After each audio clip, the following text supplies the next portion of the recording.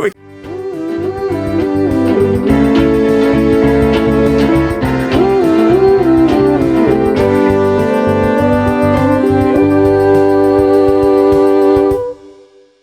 A brief comment before this episode of Inspired by Yarra gets underway. And that is to note that this conversation was recorded well before COVID-19 was impacting our community, our nation, and indeed our world. But we still believe that the information shared in this conversation is relevant and helpful. And so we wanted to bring it to you despite the current challenges that we're all experiencing. In fact, given the call for physical distancing that we're hearing and adhering to right now, I believe that it emphasises all the more the need for social connection. And so with that in mind, I encourage you to consider sharing this episode and others from our growing library of conversations with Yarra old grammarians here at Inspired by Yarra. Take care, look after one another. Enjoy this conversation. And now, on with the show. Well, hello and welcome back to another episode of Inspired by Yarra. This is a podcast created to enhance, connect and inspire the Yarra Valley Grammar community and beyond. So wherever and however you might be tuning in and listening to us today, I want to say welcome. My name is Paul Joy, and it is my privilege to sit down with Yarra old grammarians, YOGs, to unpack a little of what life was like back in the day when they were at school. And then, of course, to explore a little of the twists and the turns and the adventures that life has come in their pathway, in their journey since leaving Yarra. This is one way that you can stay in touch and connected with the Yarra Valley Grammar community, and we would love you to keep doing that, whether it be through social media, whether it's through the website, or of course listening to and sharing the Inspired by Yarra podcast. Today, I'm going to share with you a conversation that I had recently with Dwight Hodge from the class of 1994. What a creative young man he was and he is. And as we go through this conversation, we're going to unpack ideas around creativity and art and business and mentoring and leadership. I love the way Dwight keeps coming up with new and creative ways to explore his own creativity. And there might be a few suggestions and tips that you might be able to pick up along the way. It would help us if you feel that this is a useful, helpful conversation that might inspire or encourage others, that you would share it with somebody who you know would benefit from it. But without any further ado, here's the conversation with Dwight Hodge from the class of 1994. Dwight, welcome back.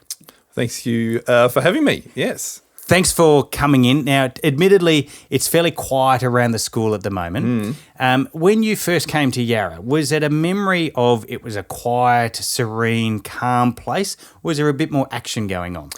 No, there was definitely more action than today. Yes, a very busy and hustle bustle sort of place. I started in Yarra in Year 8. Okay. So we'd gone to another school in Year 7, which was a lot smaller. So, yeah, definitely a busy, happening place compared to... daunting to come in. A lot of people come at Year 7 and then a lot of those friendships are formed, and then you come in at Year 8. Yeah. It's a bigger environment than what you had been familiar with. Yes. Where did you find? Who were the people that you ran with? Were you out on the sports field? Were you in the library? Did you grab a computer and connect that way?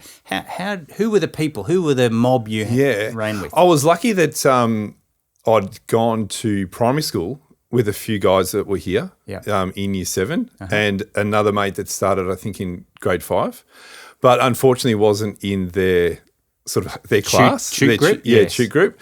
And so definitely wasn't a library-going kid, back then, 1990, I don't know if there was too many computers to grab onto. Maybe not. No, that's true. I didn't mind sport, but I don't think I was too great at it. So I was more in the, I enjoyed the fine arts. Okay, good. So I think and the school I went to actually shut down. So it wasn't really a choice to, I guess, move schools. So it was, I guess that made it more daunting from that point as well, that it was a choice that wasn't mine or the family's.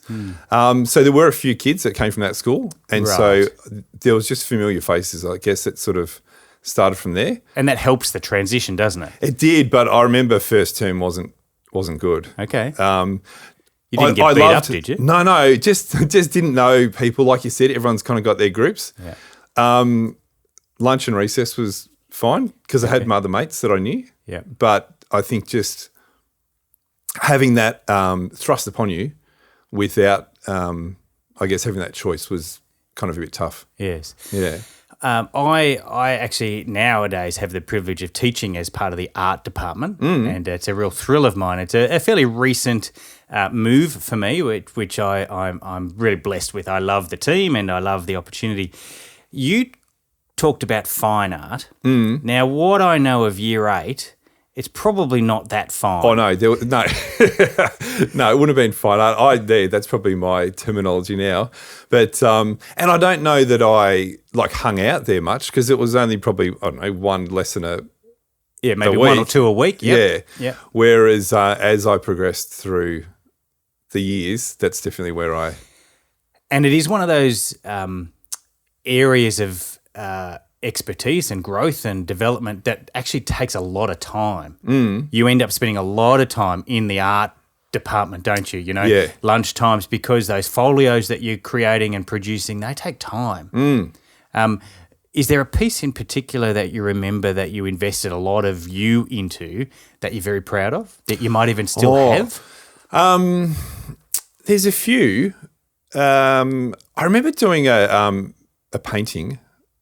It must have been in year 12 that I probably did about 4 or 5 different times because as I was doing it, like you're saying, putting in the effort, I was actually learning the skill of painting. Yes, you're getting better as you go. So, and it was a combination of about 5 or 6 faces. And as I would do the next one, I'd get better, and then the first one would look a bit average. So I kept having to go back and repaint it. So that sort of stands out.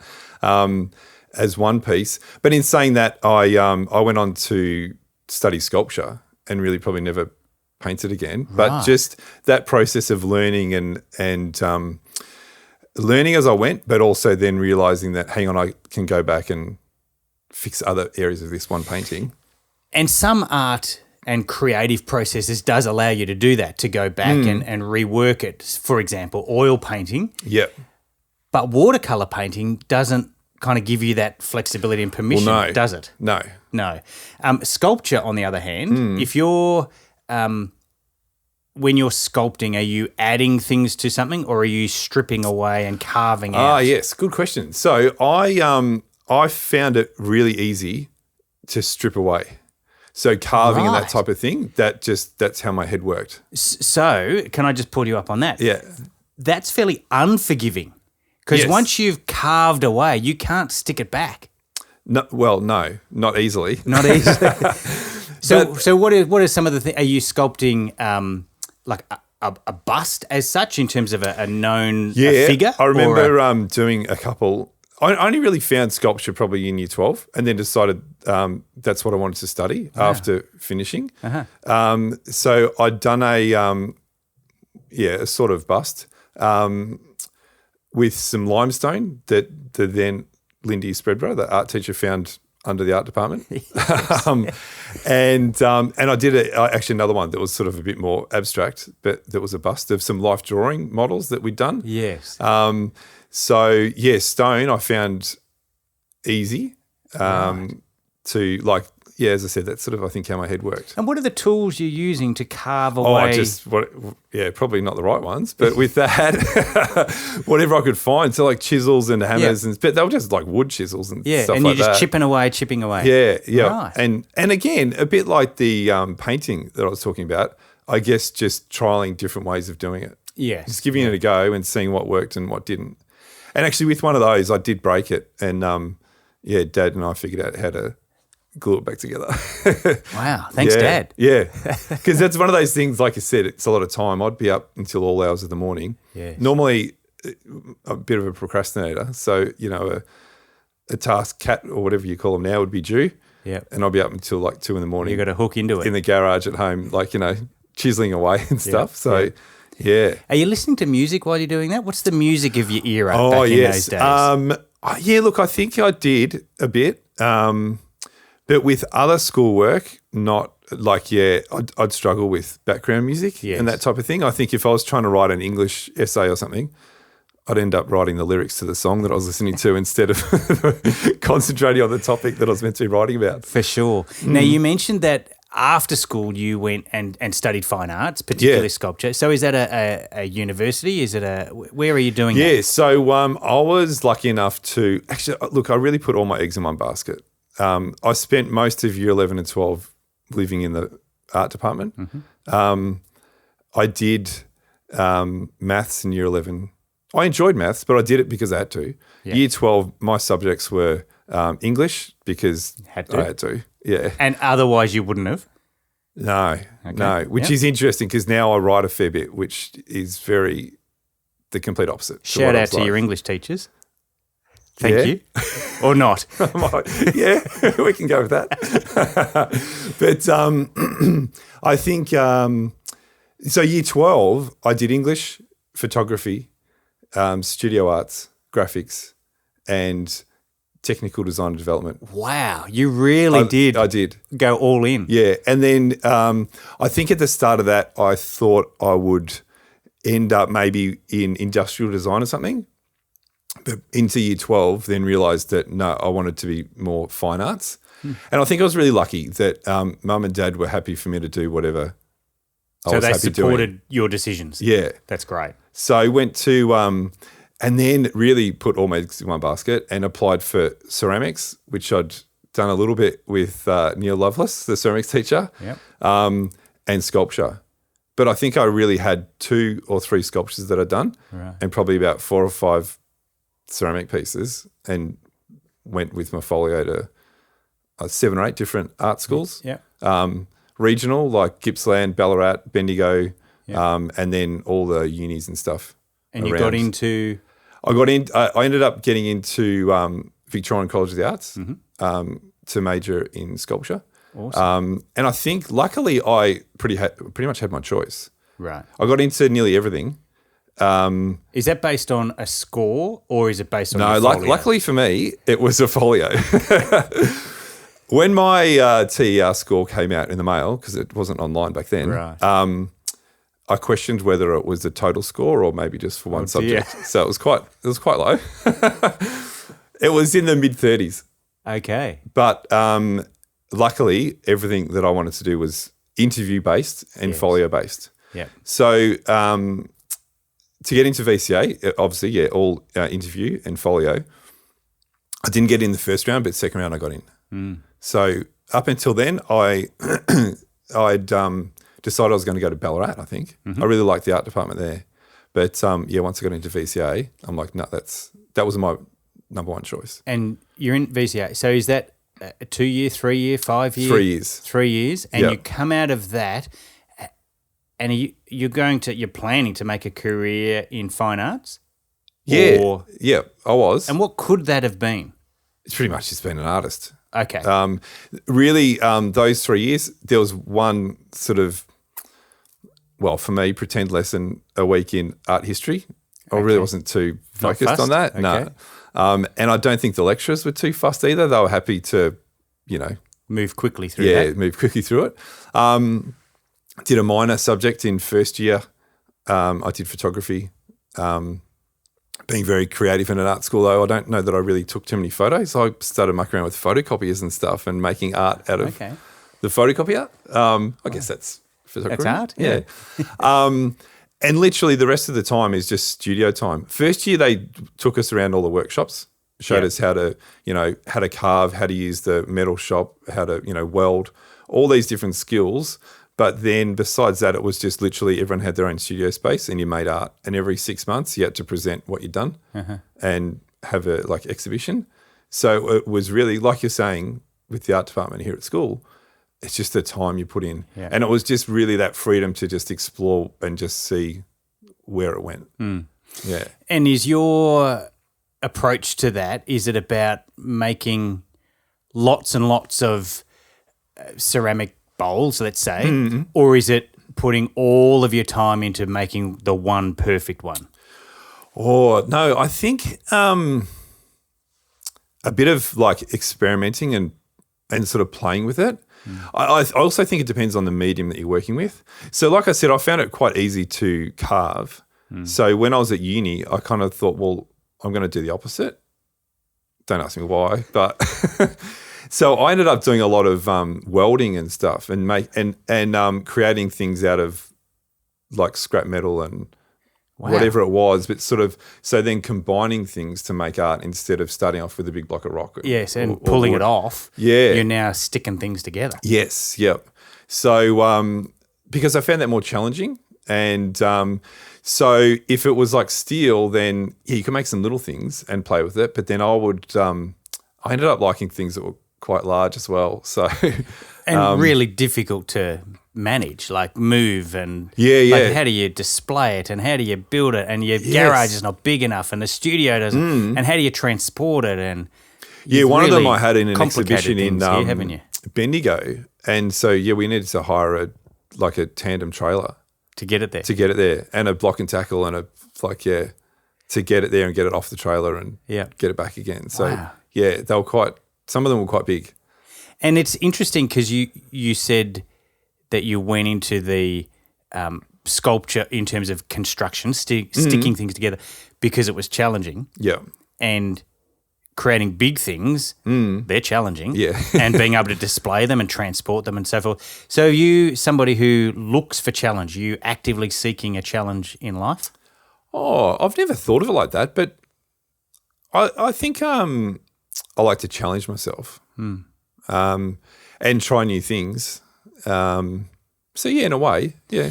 Which for some people in some roles, that idea of always looking for something new can actually be a little unsettling. So, you might start a career or you might start a project and get partway through it and then already be looking for the next thing.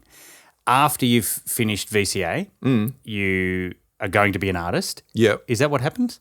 No, so when I was in probably final year, I decided I was going to go travelling. Oh, guess what? We want to change. School. Yeah. Okay. Change something else. Yep. Yeah. So travelled around Australia for about 8 or 9 months. Yep. So everything was sort of focused on that.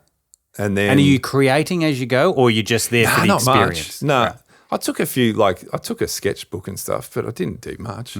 Probably got halfway around before I pulled it out. Opened it, yeah. So just living, really. Yep. And experiencing things. It's a good way to be. Yeah. So I did that with a mate from school, so Ross Davies. Okay. Who is now here again. He's one of ours again. Yeah. Right, okay. Yeah, so did that. Came back and thought I needed to have a job that would support the art. Yes. So I started a homewares business and I designed and manufactured homewares. Okay. So that was fun until... So is that homewares that you'd have in your kitchen or homewares that you'd sit on or homewares more like photo frames and CD racks and okay, yes. Candle holders and... Yeah, useful ornamental things. Yes, yeah. Okay. And I guess after probably 12, 18 months, that wasn't as successful as I hoped. And I was looking... Then I thought I need a job to subsidise the job that was meant to subsidise the art. So that's when I got into hairdressing. Right. Yeah. So my family's been involved for years in hairdressing and run hairdressing salons. Okay. So I got to a point, I was 23 and I needed a real job. So do you go and learn how to do that or do you just go and watch what happens in your family salon? No, I learned. So I started doing a full-time course. So hairdressing, you can do a full-time course or you can do an apprenticeship.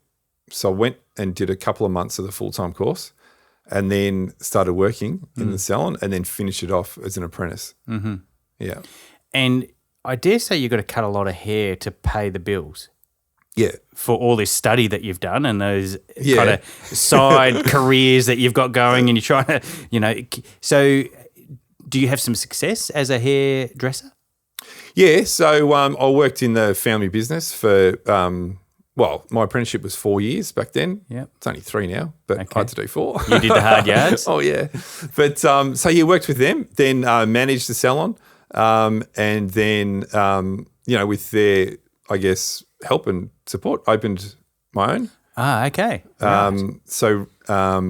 Did that so we had a salon actually in Eastland, so that for about 11, 12 years. Right. But whilst doing that, then also realised that what I was doing was kind of like what they were doing. And I sort of replicated the same thing. Like they sort of gave me the freedom, said, do what you want to do, like make it your own. But what I realised was I was kind of doing the same. So I ended up running my own, but also assisting them in theirs, whether that was in training new team members or helping like the managers in the other salons and that type of thing. Ended up I probably worked on the floor as a hairdresser for maybe 6 or 7 years full-time, and then another couple of years part-time while I was then doing more management and training and that type of thing. Right. Yeah. Is this too much of a stretch to go from sculpting to hairdressing? Do you see hair as a form of sculpture? I do in the sense that it comes back to that, like I shouldn't say a block of wood, like it's a head of hair. But you're cutting away. Removing. Yeah, yes. So I would find that quite easy to do, and it sounds funny, but for people that have curly hair, it's really hard to find a hairdresser that can cut curly hair well, whereas I used to find that quite easy because I'd studied sculpture for 3 years, and that's, like I said, that's how my head worked. Wow. Creating shapes and that type of thing. So it's like it is like sculpture. So skills that you learnt when you were studying fine art helped when you were sculpturing people's hair. Yes, yeah. Wow. Oh, I'd say so. But I think as well, it's funny, like it's such an artistic industry to get involved in. Wow. But I thought of it more even though I was in it doing it, I think I've thought of it more as a business than like an artistic outlet. Yep. Like it was definitely an artistic outlet, but I was also then learning, I guess, how to run a business. Yes. And that type of thing as well, and how to lead people and all of that comes with the business. So that maths that you didn't do in VCE, maybe you should have. Well, I think I'm not bad at maths. I just would rather be in the art department. Of course. So I remember as a kid in primary school, I loved drawing. I don't know that I was too good at it back then, but I loved drawing and stuff, and I liked maths. Right. So, and I remember saying to my mum or dad, what can you do that you can draw and you're good at maths? And they said, an architect. So I remember for years as a little kid, I wanted to be an architect because I just wanted to draw. Yeah. So it's funny because now I think a lot of people that meet me probably think I'm quite analytical. Right. And business focused. And they're quite surprised when they realise I've actually come from a completely artistic background. And now I probably appear to be the opposite end of that scale. Yes, because they don't necessarily go together. No, well, a lot of people don't think so, but I think definitely that creativity has helped. I think there's a difference between creativity and art and artistry. Yes, because I would agree we're all creative. Yes, definitely. We may not all be able to draw a person or a figure or a house or a tree, but we've all got creativity. We just express it in different ways. Yeah. And our accounts department or our business studies department, they need to bring creativity into their work too. Definitely. Right. Yeah. So you've excelled in business. Yeah. And now are helping other people to do the same. Yeah. So I've got 2 salons that I still run. Oh, right. I've got a partner in one. Little shout out. Where are they? How do we book? So Ringwood North Shops, Agent Hugh next to the IGA. Okay. We've been there a couple of years.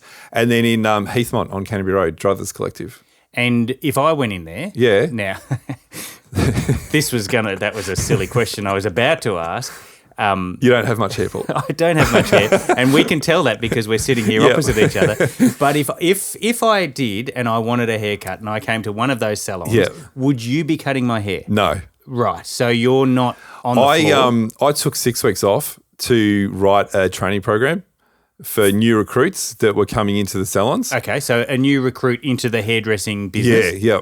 And that 6 weeks was about 10 years ago. I just never went back. So right. Yeah. So that idea of training others is part of what you do now, or at least did then? Yeah. I do a little bit of it now, but a lot less. So now, so I've got the 2 salons and also like a leadership coaching business. Okay. So I kind of see a lot more of what I do in the salons is more the coaching of the teams and the individual team members. I do get in and do a little bit of training with them if they need it, but there's probably other team members that are more qualified to do that now. Sure. Yeah. Yes. Okay. Yeah. Wow. So in fact, you could look at your life as being quite a creative process. You keep iterating and reiterating on different versions and different forms of who you are and how you're going to make your way in the world. Yes. It's fascinating. Yeah. But I think in hindsight, it's all still related to the same purpose. So there's a thread that goes through it all. Yeah. So what's your purpose? I figured out a while ago, I was thinking about it from the business perspective of running the salons, and it took a while, but what I kind of got it down to was to make our world a happier place, I feel is my purpose. So when I was working on the floor as a hairdresser dealing with clients, I didn't realize that then, but that's what I was doing for them. So if they left the salon looking good and feeling like they're actually feeling good, it's more important that they felt good about themselves than just look good. Yeah. And the impact that then had on them if they felt better about themselves when they went back out into the world was the same then if I was then running a salon and I could have that impact on the team and then they had that on their clients, then it just amplified that, I guess, the reach that purpose had. And then what I'm doing now, then if I'm working with other businesses and so forth, then it's having impact on them, which is then impacting on their team, which then impacts the wider world. So I think that theme kind of follows through everything that I've done. Not that I realised it when I first started out, but I think that's definitely the thing that keeps me interested. And that idea of always wanting to learn and try new things, then I guess it just leads you in different directions.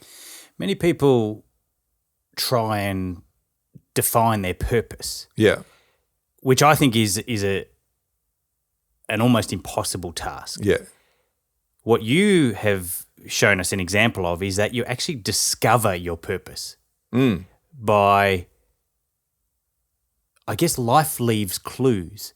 And so as you look back on your life, you've discovered that actually your purpose has been there all along. And whether you were able to write it down when you're a 19, 20, 25-year-old, probably not. Yeah. But actually, in hindsight, you look back and you go, actually, I wanted to make a difference in these people's lives. And now, as you say, you've been able to find ways to make that, amplified to more and more people. Yes. It's a marvellous and beautiful life purpose.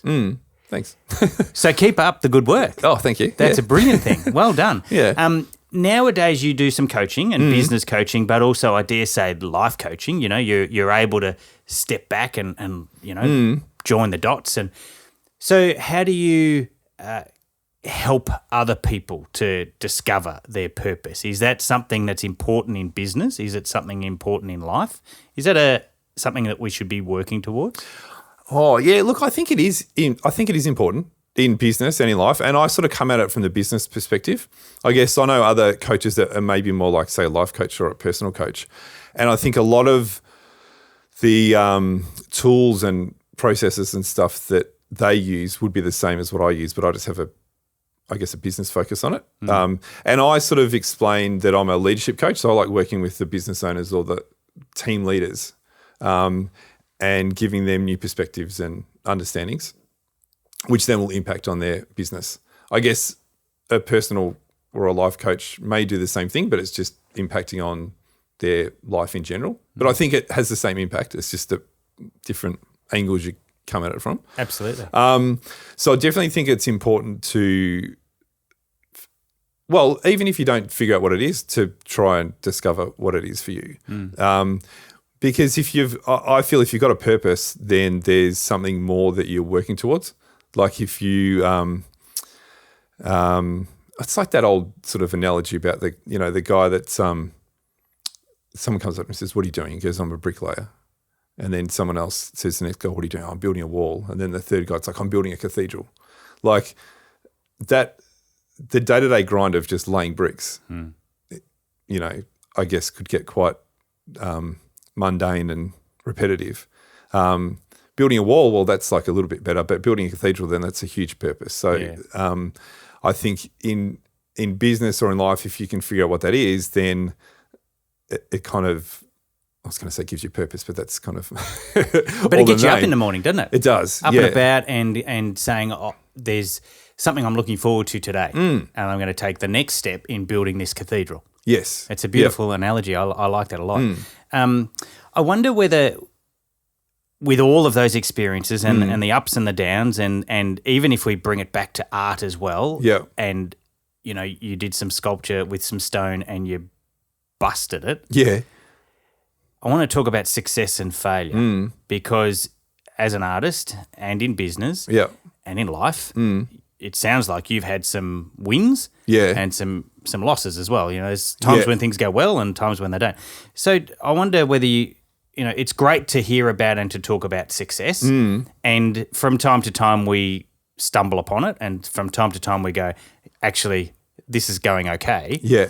But probably if we're honest, most of us experience failure more than success. Yeah.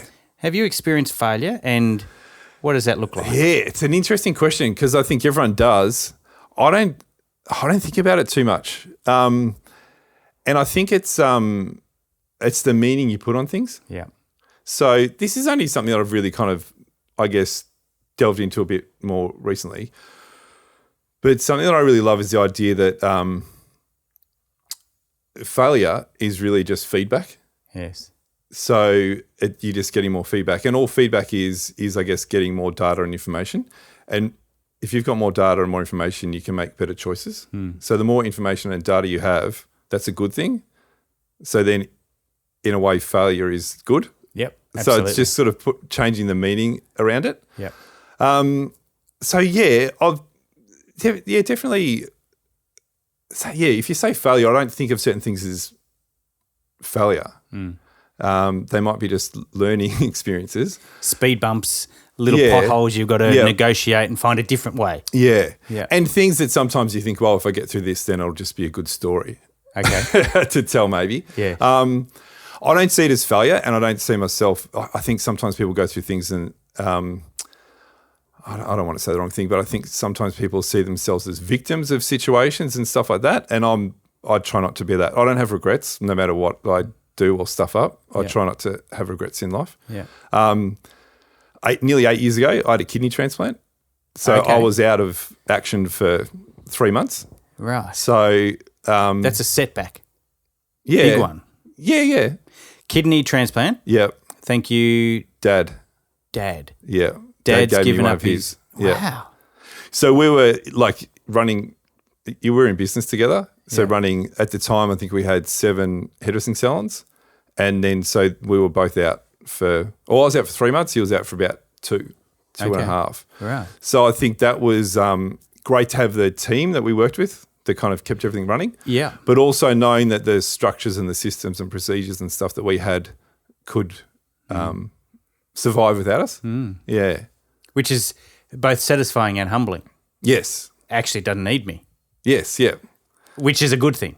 It is. I think, look, the first thing that popped in my mind then was like ego. Like some people need to know that they need to be around. Yeah. Whereas, it's humbling. Like, and satisfying knowing that you've created something that actually you talk about that kind of stuff in business, but when push comes to shove, that it all didn't fall apart in those 3 months was a good thing. Yeah, absolutely. It gives you some credibility to talk about the systems and structures because you've done it.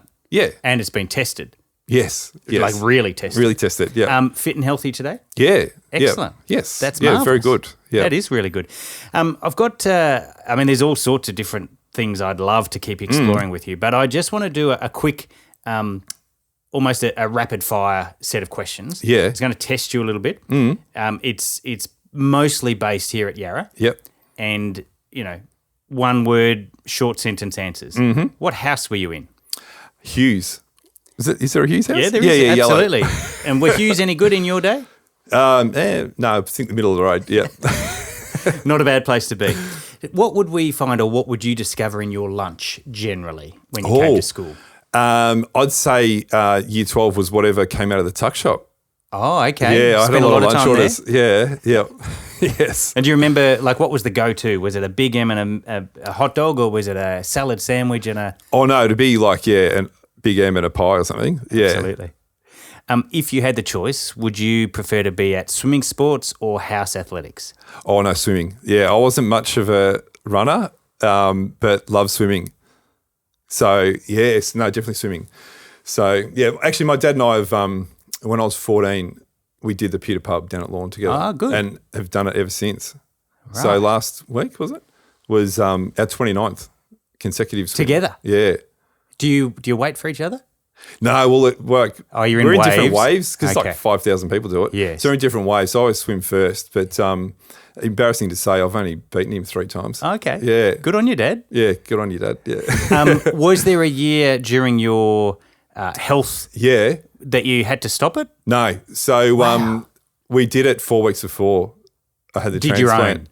You made your own? No, it was like... Oh, it was still the right time? Yeah, the right time. And then so I had the transplant early Feb, 2012. Wow. So, so we did it, and I didn't actually realise how crook I was. Right. But the doctor said just don't go too hard, so I just didn't go too hard, really. Yeah. But made it? Yeah, made it, yeah. And perhaps what I'm more interested in is the following year, Yeah. you front up again. Yep. And were you able to go hard? Yeah. Yeah, so you're good. It's all, everything, Yes. the transplant's great. Perfect, yep. Wow. I thought I would have had a chance. I had one of his organs, but he still beat me, so... That's very good. I wonder, being somebody from a creative kind of bent, if you like, is there a musical or a drama or a performance that you were either part of or you remember that was significant while you were here at Yarra? No, not really. I wasn't into the acting or the drama side of things. I remember I did piano for like about a term or maybe a semester. So I was in the percussion, part of the Year 8 orchestra. I remember actually the end of the year performance, or no, not the performance, like a speech night, presentation night? Presentation night. But I couldn't read music. So, and for some reason they gave me the crash cymbals. So it's a very important part. You know, and actually I think it was the Star Wars theme that had the crash cymbals. So every time I had to crash the cymbals, the conductor had to point to me. Yeah. So that stands out as a creative music thing. After that, I think I gave it away. Yeah. Yeah. And maybe the conductor was happy about that. I think he probably was, and the rest of the orchestra. Do you remember your first car? Yeah, it was a Honda Civic. Any adventures? Yeah, a few. Yeah, it was I was probably like 18, 19. Yeah. And had it for a few years, and then wrote it off, unfortunately. But lived to tell the tale. Oh, yeah. I'd actually sold the van that Ross and I travelled around Australia with. Okay. And was selling that, and oh no. Yeah, got hit by another car. It was my fault, but it wasn't high speed or anything. But yeah, the panel beater's like, no, it's not worth it. I'm like, okay. So yeah, it's amazing. A car like that, so much more valuable to you than it is to anybody else. Yeah, because you get nothing for it. A panel beater says it's not even worth fixing. Yeah, but once you're without it, it costs you a heap to replace. Yes, yep. It's unfair that way. Is there a book or a documentary that you would recommend that you think is, must watch, must see, must read? I was, like we were saying earlier, I wasn't a fan of English, so didn't read much, probably until I got out of school and then found books that I was probably more interested in. But now I don't read so much as just listen to audiobooks when I'm driving around in the car and that type of thing, or if I occasionally go to the gym. It's kind of what you're reading at the moment, I think. I'm trying to, I guess, learn a whole lot more about how our minds work and how people interact and that type of thing. So one really interesting book, I don't know if it's like everyone needs to read it, but was Malcolm Gladwell's latest book. I've got to remember the name of it now. He's done a few, Outliers or David and Goliath. Talking to Strangers or Understanding Strangers. Yes, it was there is. Really interesting. Okay. And there's one at the moment that I'm listening to about autonomous teams. I'm really interested in teams that sort of run by themselves. Yes. And collapsing like the hierarchy of organisations and that type of thing. Yeah. So all that kind of stuff I'm interested in. It's great that you have created a job, if you like, work that you're interested in, and you therefore can read about it, and you're fascinated as a concept, and you get to help other people negotiate the path through. It's really, really admirable. It's great. How did you used to travel to school? I lived in Donvale, so if it was a fair bit of public transport, which was like a bus and a walk, and then a bus and a train and a bus, but I think in year 12 I did get driven a fair bit. I had a big art folio, and I think I maybe, worked with that. Yeah, worked with that, definitely. And I've got an older sister, so she'd finished high school, so I think I played on that a bit too. Like every now and then that helps. Mum had dropped me off. Yeah. But before that, it was public transport. Yeah, yeah. Sure. So winter, I'd leave in the dark and get home in the dark. Yep. Yeah. I want to offer a phrase that might be familiar, levavi oculis. Yeah. That was our school motto. It is our school motto. Do you remember what it means in English, and then what does it mean to you? Does it lift up your eyes? Yeah. So I guess I haven't probably thought about that since I left. What does it mean to me? I guess it's like just keeping your eyes open and your mind open and being open to new opportunities, and having like lifting your eyes up is like being positive, being an optimist. I'm definitely a optimist. Sure. So that sort of resonates. Yeah.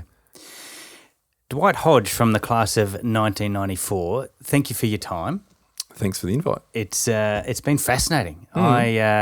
And we may very well continue this conversation after we switch off the recorder. But I wonder if there is a habit or a ritual or a motto that you live by, or something that has, I guess, motivates you and helps you to get up every day.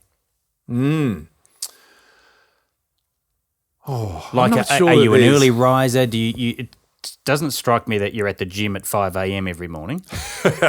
No, it's actually scheduled, but I never make it. Okay. Yeah. It might even be. Is it an app on your phone that helps you manage things? I think this is an area that like. There's definitely not something that's like been through my life that does that. Yeah. I've realised in the last sort of 3 or 4 years that I'm a massive procrastinator, or I was. But understanding what that's all about. So I think I'm not normally a morning person, but I definitely have become. Right. For a couple of reasons. One, out of necessity, that I think if I didn't get up first before Di, my wife, then like the kids probably wouldn't get to school. I'd probably be running late.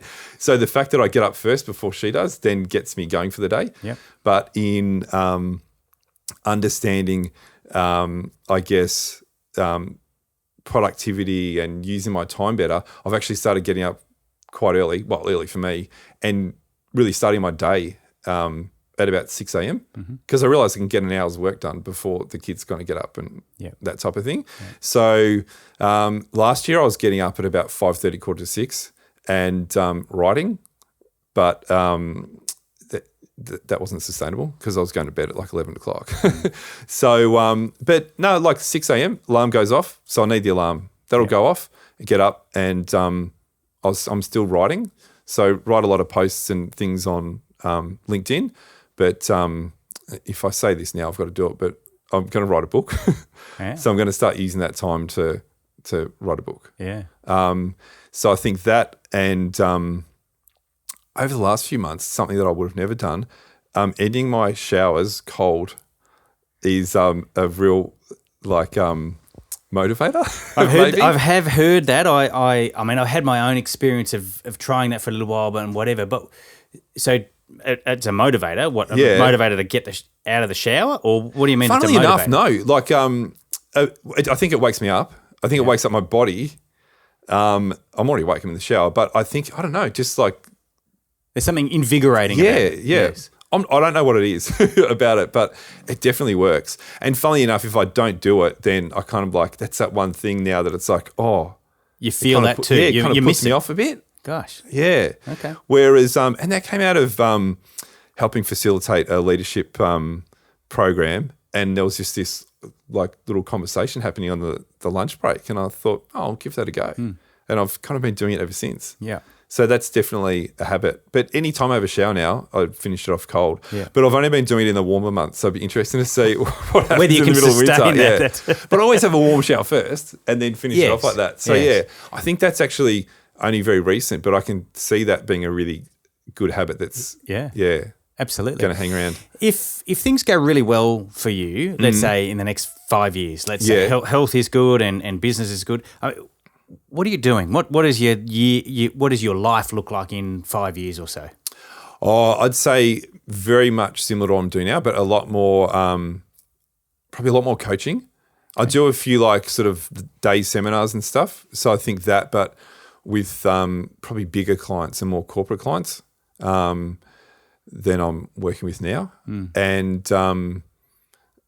just more of what I'm doing. But I think then there's a lot of freedom in that, in that kind of work, and well, for me, a lot more fulfillment as well in sitting down with people and not telling them what to do, but helping them discover what they want to do, and having a really good understanding that it's not about what I think they should do, because all I'm going to do then is like create the type of business that they run that I would want to run, whereas helping them discover what they want. I think there's a big sort of challenge that a lot of people do, or a lot of people have an idea of what success is, but it's not what their success is. It's what society or their family or someone else has told them it is. And then if they achieve that, they don't actually feel fulfilled because it's not really what they want. So I guess that fulfillment in seeing other people have that realization of what that is for them, and then helping them figure out how they're going to do it. So just doing more of that, but maybe on a bigger scale. I love the notion that if everything goes well, you're doing more of what you're already doing. I think that's a beautiful thing. So it's not necessarily drastic change. It's not significant amount of, not certain challenges that you want to overcome, but you just so you've already found it. There's a contentment there, and you're just going to keep growing it and doing a bit more of it. That's a beautiful thing. Yeah. So, thanks for pointing that out. I hadn't thought of that. So, it is a good thing. Yeah. It's great. The world of coaching is certainly growing in terms of business coaching, life coaching. You can get performance coaching, speech coaching, just about anything nowadays. And perhaps overseas even more so than here in Australia. But I love the idea that you're a coach, by the sounds of it, a business coach who's not just going to bring a model and have your clients follow that model, but you're going to sit and listen and help them to discover. I think that's a beautiful thing. Yeah. And I think sometimes sitting down with people, they expect that you have a model, but they almost want that, don't they? They want the recipe. Yes. They want what's the 5-step strategy. Yeah. But it's not quite as easy as that. Well, I think there's lots of coaches that do it, but then it doesn't fit the individual, I don't think. So being able to express that and explain it to a potential client and explain why, I think then has been a challenge, like to be able to, I guess, explain that. But in doing so now, then there's the ones that they get it and there's ones that don't. But that's cool because I don't want to run through a cookie cutter approach for someone and everyone just come out the end. Dwight, you've been really generous with your time. I've got maybe 2 or 3 questions, but to wrap it up. But I wonder, this is not your purpose and this is not what you came for, but if people did want to get in touch with you, can you give us a couple of ways to find you? Yeah, they can check me out on LinkedIn. Just search Dwight Hodge. There's not too many Dwight Hodges around. Okay. That's probably the easiest. Yep. I've got a website and stuff, but just look me up on LinkedIn. Okay, that's a good start. What's something that is important to you now that was not important to you while you're at school? Something that is important to you now but wasn't important to you when you were at school?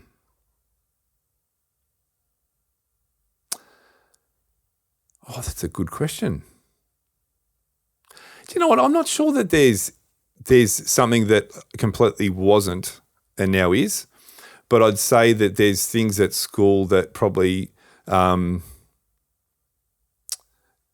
now I kind of sometimes to my detriment, but I'll say something like I won't just go along with the crowd.